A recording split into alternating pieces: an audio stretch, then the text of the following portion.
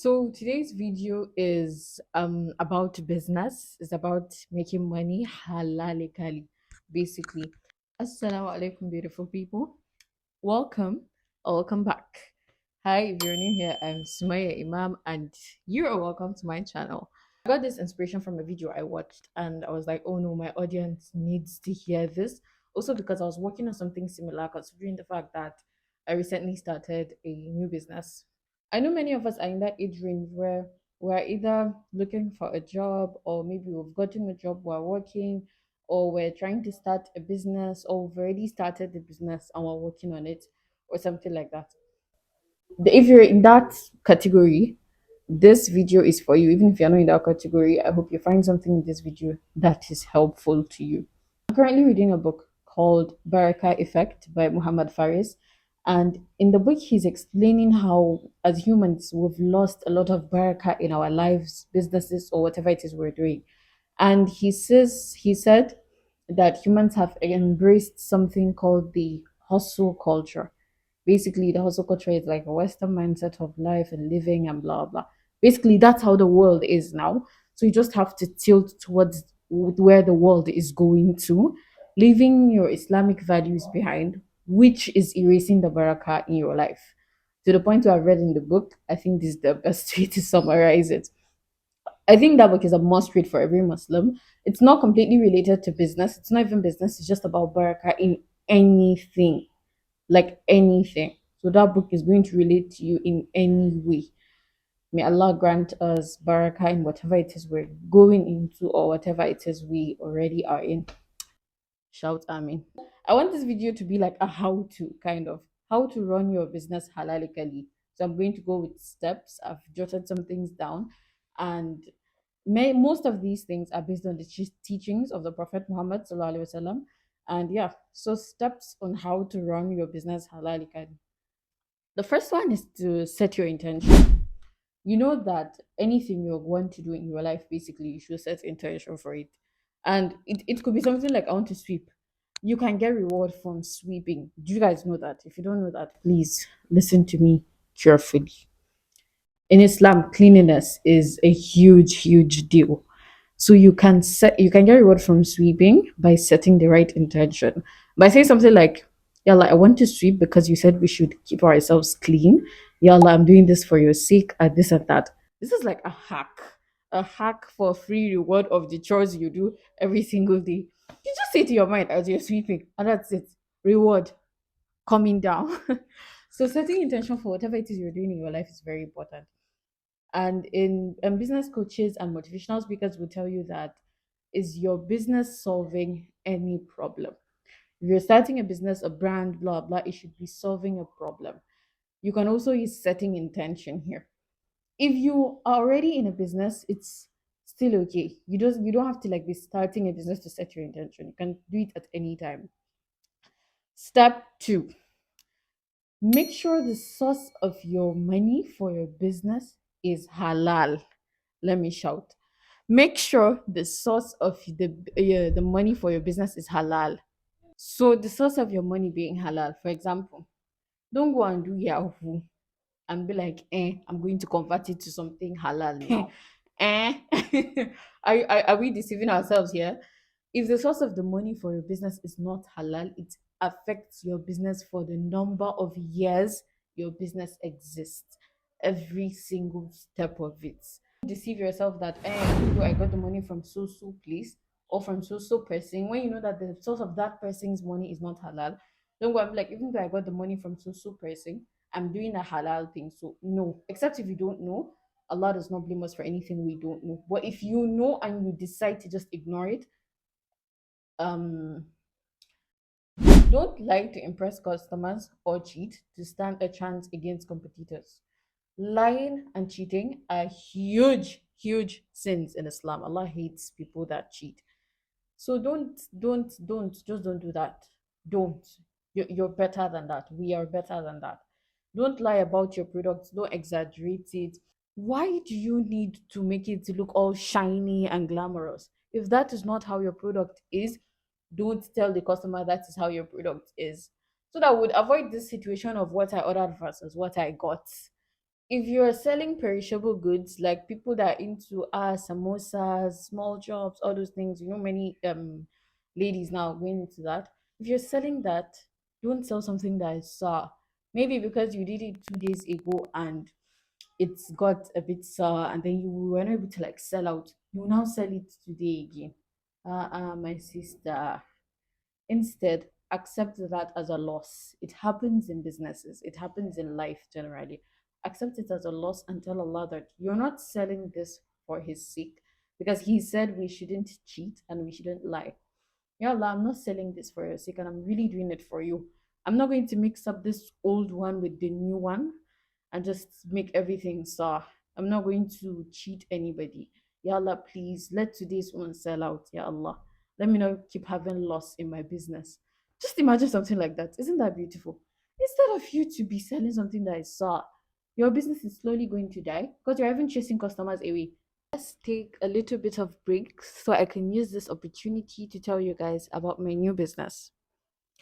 Everything Deen is an online brand that was launched recently. The idea is to spread knowledge and motivation through our products. We have products of different types that speak to you, from bags to frames to cards. They have some motivational, Islamic, or inspirational quotes on them that resonate with you depending on the time and what you need. What I'm trying to do here is build a community based on what we do here. I've gotten a review before from a customer who came back and told me that her cosmate read what's on her bag, and her cosmate walked up to her and told her that that was the perfect thing she needed to hear that day. And to be honest, that's the best review I've gotten so far. I felt like, okay, one person gets the idea of this business. So you can check out our Instagram, Everything Deen, and I hope you guys join in this community. It's a community. And if you want to buy, feel free to DM me on Instagram. Avoid forward transactions. This is number 3. Number 4, avoid forward transactions. Let me explain. This is the type where you've gotten, maybe you're going to get the products from abroad, for example. Let's say you're selling jewelry. You're going to get the products from abroad. You post the pictures and everything. The jewelry has not landed in your house for you to see it with your eyes that this thing is okay and it is in a good condition, nothing is broken. Instead, you post it online, you get money from people, and then you send before it lands. Do you get me? That's forward transaction. Collecting the money before you even obtain the product. Collect the products and see it with your eyes like this, that they look okay, they're in good condition. Then you send it to your customers. You can start posting the pictures before the product lands, but don't collect people's money before you see the product.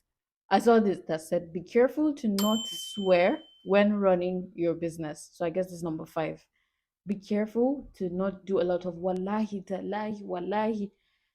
Wallahi, this is 15 naira. Wallahi, wallahi. What is it?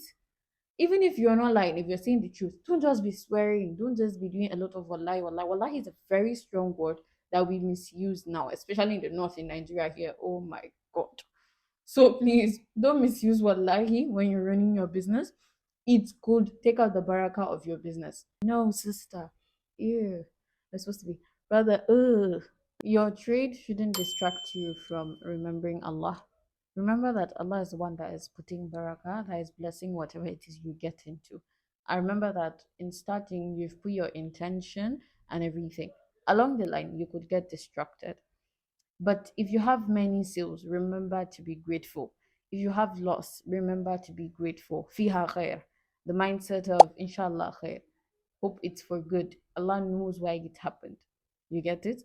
If something doesn't go your way, still thank Allah, for He's the best of the planners. He's best of planners. That's what I mean by don't forget Allah in your trade. Don't get too greedy. Then this one is for my generation currently. Content creators, social media, everything. We know that currently, if you want your business to move, if you want your business to move well, you need to work with social media. We already know that. So, point number I'll put the number. Don't jump on any trend just for the views. No. The trend has a lot of music in background and this and that, and you just decide that this is what you want to use because this sound is currently blowing up or because this trend is currently blowing up. Brother or dear sister into this business, please, no. Do a lot of charity to get baraka in your business. I've seen somebody, a business owner, like a huge, this kind of $1 million business owner, explain how there's a percentage from the profit they get from their business that goes for charity. So maybe now as a starter, you don't have a lot of profit yet and all that. Just give a little here and there for charity, and always with the right intention, and say, Allah, I'm doing this and that and that. Ya Allah, please use this to put more barakah in my business and use this for me to get more customers in my business. Do a lot of charity as a business owner based on what you can do. I do not say your profit is small. You now decide that you want to go and do a huge charity project with 500,000. If you don't have that, don't do that. So now you can try to use the percentage idea, like considerate of the buyer, and the buyer should be considerate of the seller. There's a hadith on this. I'm going to place it on the screen. This one is, let me give an example. This is 15 naira. You would sell it for 15 naira on any day. Then the person walking up to you comes up to your shop and the person looks rich and fancy and everything. You now decide, Kai, why would I sell this thing 15 naira? You tell the person it is 300, for example. How did you jump from 50 to 300? Because you know this person can afford it. This takes me to my next step. My next step. There's a level to which your profit should be. Islam doesn't give a strict restriction about, okay, this is how your profit should be and all that. No, you're allowed to take profit. But as a human being, if I got this 500, let's say with the time I used to get it, if I'm buying and reselling, the time I used to get it, logistics, everything, I decide to sell it 700, 800, or even 1000. That's okay. But you got it 500 and you sell it for 2000. Mia Zafi, why would you go and sell it all the way for 2000? Do you understand? Your profit should be like a reasonable profit. It's still basically the same point about being considerate of the buyer and all. You get this 500, sell it 700. That profit is okay. Sell it 1000, highest. In fact, 1 2. But why 2000? Huh? Last and one of the most important steps, avoid riba in your business. Is completely in Islam. It's haram. Riba is interest. Why didn't the English word come immediately? Interest. That's riba, basically interest. For the both people participating in riba have a commission of the sin. Try to avoid riba as much as possible.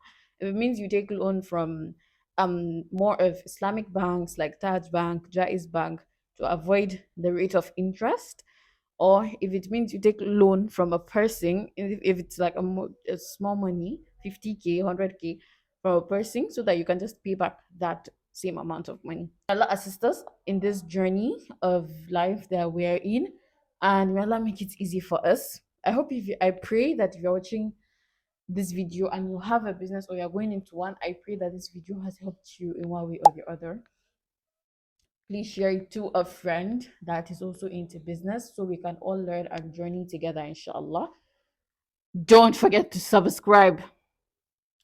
Hit the subscribe button. It's the red one. Is it red? I think it's red. With like a bell notification stuff so that you get notified for any time I post a video. I'm trying to be more consistent, so I hope you learn and you enjoy.